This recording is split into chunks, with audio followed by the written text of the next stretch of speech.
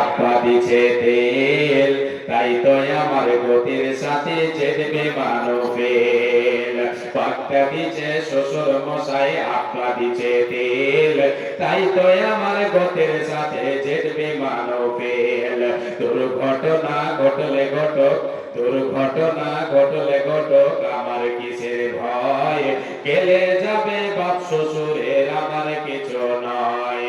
চলবে আমার মোটর গাড়ি, চলবে আমার মোটর গাড়ি, জোরে মারে টান। কে কে বলে শুনবো না, আজ ধরছে চেপে কান। বাইকটা দিছে শ্বশুর মশাই, আব্বা দিছে তেল, তাই তো আমার গতির সাথে যেতবে মানবেল। আহা আহা কি মনোরম গ্রামের বাঁকা রাস্তা, 100 কিলোমিটার ঘুরে এসে করবো রে আজ নাস্তা। এমন গতি তুলবো রে আজ আমার গতি দেখে, এমন গতি তুলবো রে আজ আমার গতি দেখে।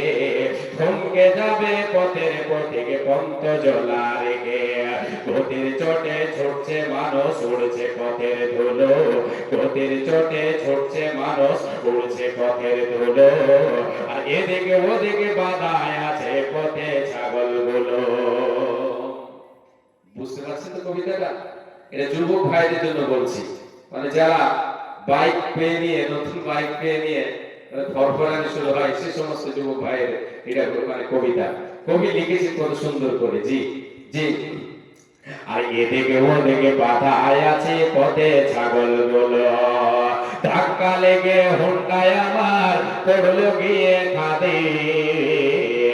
তখন আমার হচ্ছিল না, ফিরছে দুদিন বাদে।